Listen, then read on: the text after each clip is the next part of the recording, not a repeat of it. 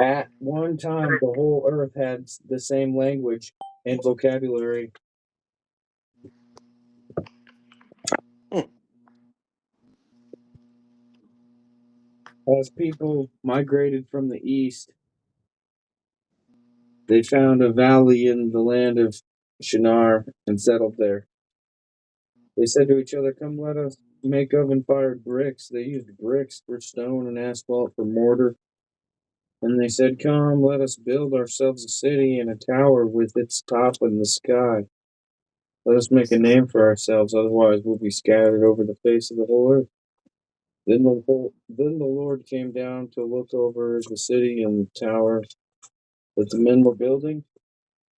The Lord said, "If they have begun to do this as one people, all having the same language, then nothing they plan to do will be impossible for them. Come, let us go down there and confuse their language so that they will not understand one another's speech." So from there the Lord scattered them over the face of the whole earth, and they stopped building the city. Therefore its name is called Babylon.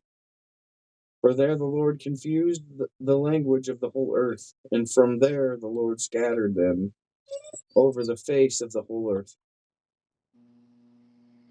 Are the generations of Shem. Shem was 100 years old and begot Arphaxad 2 years after the flood. And Shem lived after he begot Arphaxad 500 years and begot sons and daughters. And Arphaxad lived 35 years and begot Salah. And Arphaxad lived after he begot Salah 403 years and begot sons and daughters. And Salah lived 30 years and begot Eber. And Salah lived after he begot Eber 403 years and begot sons and daughters.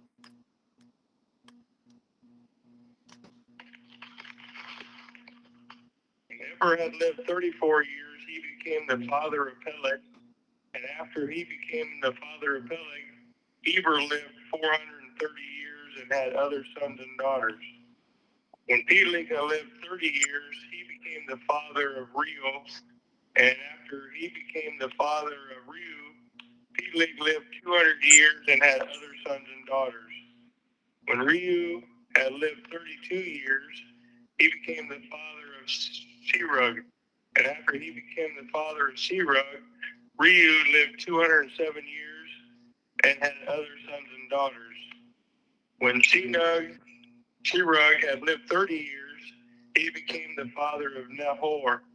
And after he became the father of Nahor, Serug lived 200 years and had other sons and daughters.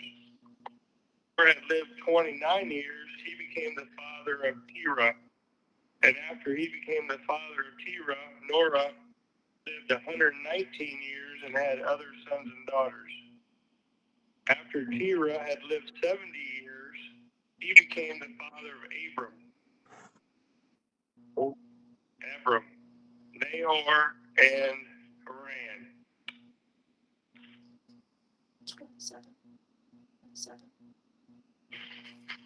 This is the account of Terah. Terah became the father of Abram, Nahor, and Haran. And when Haran became the father of Lot, while his father Terah was still alive, Haran died in Ur of the Chaldeans and the land of his birth. Abram and Norah both married. The name of Abraham's wife was Sarai, and the name of Nahor's wife was Milcah. She was the daughter of Haran, the father of both Milcah and Iscah. Now Sarai was barren; she had no children. Go ahead, man.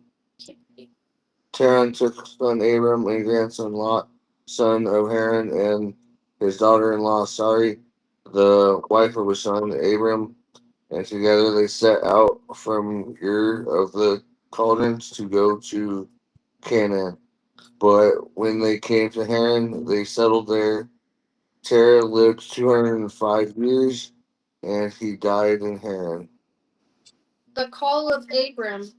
The Lord had said to Abram, "Leave your native country, your relatives, and your father's family, and go to the land that I will show you. I will make you into a great nation. I will bless you and make you famous, and you will be a blessing to others. I will bless those who bless you, and curse those who treat you with contempt. All the families on earth will be blessed through you." So Abram departed as the Lord had instructed, and Lot went with him.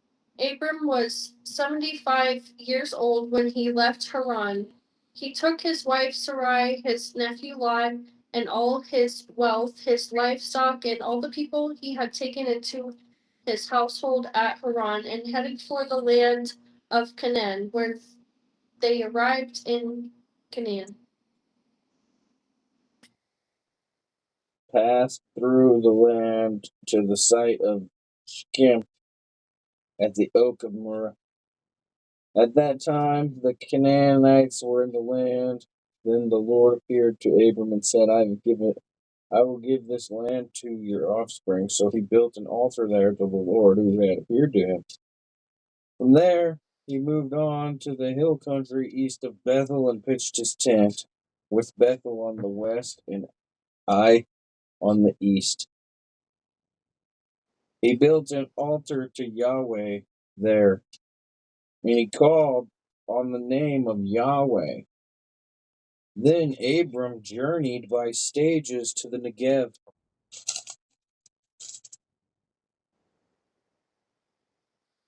And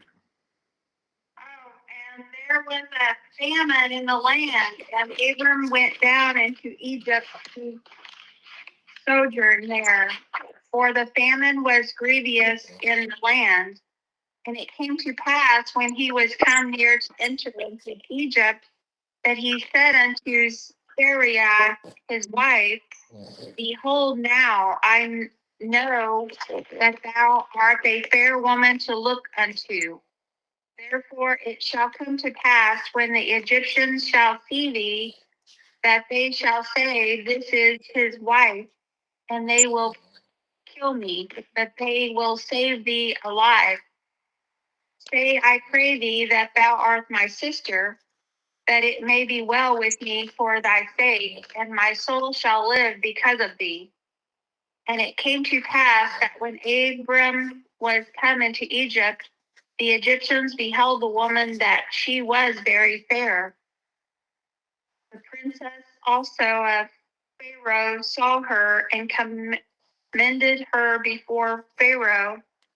And the woman was taken into Pharaoh's house. And he entreated Abram well for her sake, and he had sheep and oxen, and he asses and men servants and maid servants, and she asses and camels.